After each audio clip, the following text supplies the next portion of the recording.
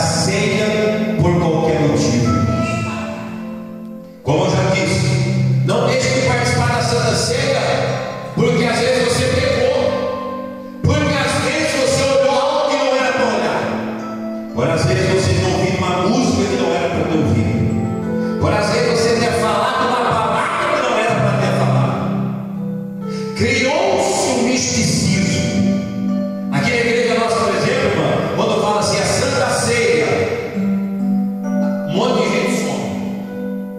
É culto de libertação, aí eu venho. É Santa Ceia, eu não venho. Por quê?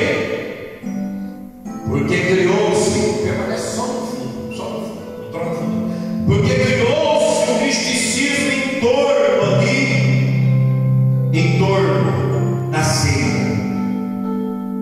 Mas a ceia, irmãos, é muito importante para mim e para você, porque através do corpo de Jesus e do sangue de Jesus nós temos vida, e vida com abundância.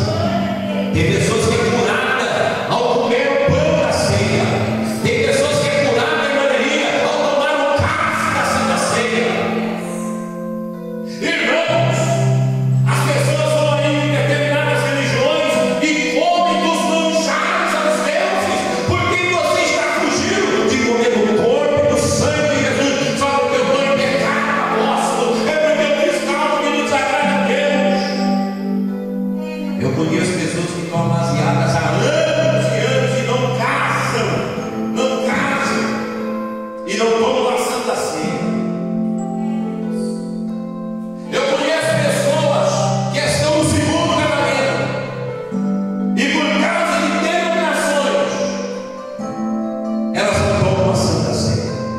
A Santa Ceia, irmão, ela é um ato em que Jesus está dizendo: eu tenho aliança contigo. É por isso que os discípulos estão dizendo nesta palavra: duro para nós é ouvir este discurso. E Pedro então chegou diante de Jesus e falou: para onde iremos nós, se só tu tens a palavra de vida eterna?